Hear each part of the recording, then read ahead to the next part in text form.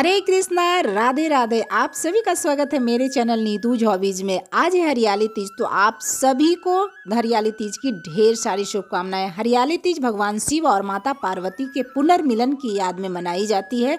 आज की वीडियो में आप लोग देखेंगे कि मैं हरियाली तीज पर अपने ठाकुर जी की सेवा कैसे करती हूँ, और अगर आपके घर में भी ठाकुर जी विराजमान है, यानी कि आप भी ठाकुर जी की सेवा करते हैं, तो आपको भी हरियाली तीज जरूर से मनाना चाहिए।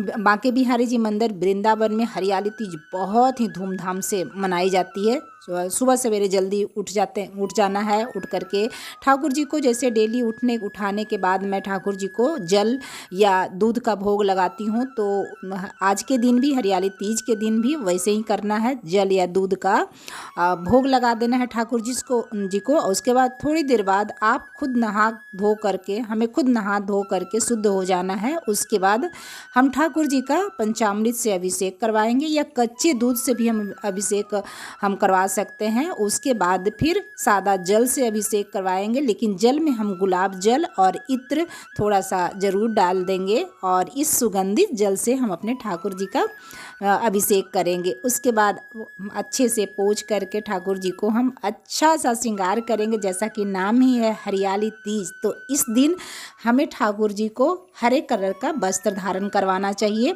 अगर आपके पास नया वस्त्र है तो आप नए वस्त्र धारण करवाइए, बहुत अच्छी बात है। और अगर नया वस्त्र आपके पास नहीं है तो आप अपने ठाकुर जी का जो भी पुराना हरे कलर का वस्त्र है उसको गंगा जल से पहले ही धो करके साफ करके रख लीजिए, और उसको आप पहनाइए। अच्छा सा श्रृंगार कीजिए, ग्रीन कलर के ही जितनी ज्वेलरी वगैरह हो वो ठाकुर जी को पहनाइए। अच्छा सा तिलक कीजिए।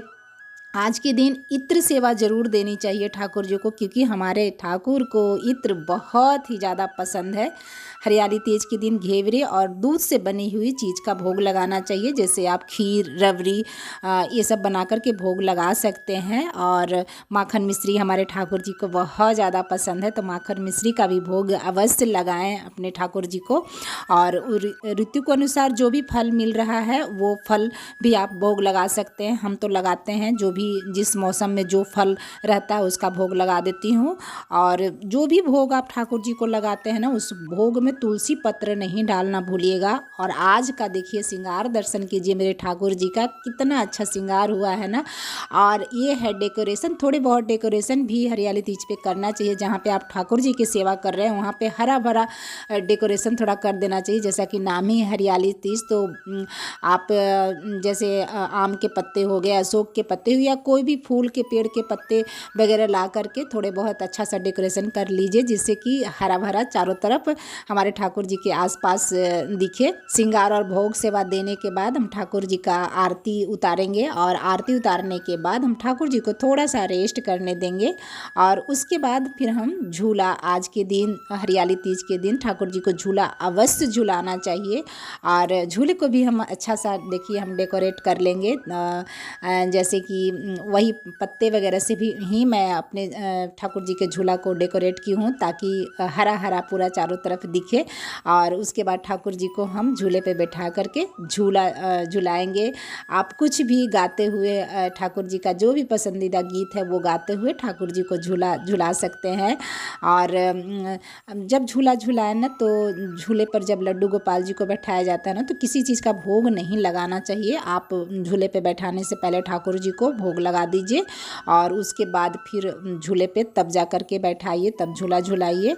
और झूला धीरे धीरे ठाकुर को झुलाइए, क्योंकि हमारे जो ठाकुर जी हैं बाल रूप हैं, छोटे हैं, तो उनको गिरने वगैरह का डर ना रहे, इस चीज़ का ध्यान रखें। और जब तक झूला पे ठाकुर जी विराजमान रहे, झूला झूलते रहे, तब तक उनके पास ही आपको रहना चाहिए। हम कुछ इस तरह से हरियाली तीज मैं मनाती हूँ, और आप सबको भी कहूँगी कि आप सब भी अपने घर में विराजमान ठाकुर जी को हरियाली तीज के दिन इस तरह से कुछ सेवा कीजिए। मैं नहीं कहती कि जैसे मैं करती हूँ, सबके अलग अलग पूजा पाठ के भाव होते हैं, लेकिन एक भाव से ज़रूर करें। झूला ज़रूर झूलाएं, श्रृंगार अच्छा सा करें, अपने हाथ से कुछ भोग लगा करके ज़रूर ठाकुर जी को भोग लगाएं बना करके। तो इस तरह से मैं हरियाली तीज मनाई। आप सब किस तरह से मनाते हैं या नहीं मनाते हैं ये भी कमेंट बॉक्स में लिखिएगा। और मेरे ठाकुर जी का आज का श्रृंगार आपको कैसा लगा ये भी ज़रूर बताइएगा। तो मिलती हूँ एक नए वीडियो में एक नई जानकारी के साथ। तब तक के लिए अपना और अपनों का ध्यान रखें। Thanks for watching. और मेरे ठाकुर जी को राधे राधे जरूर बोलिएगा, क्योंकि मेरे माधव जी और केशव जी को राधे राधे बोलना, हरे कृष्णा कोई बोलता है तो वो सुनना बहुत अच्छा लगता है। हरि बोल, जय श्री राधे, कृपा हे श्री राधे गोविंद।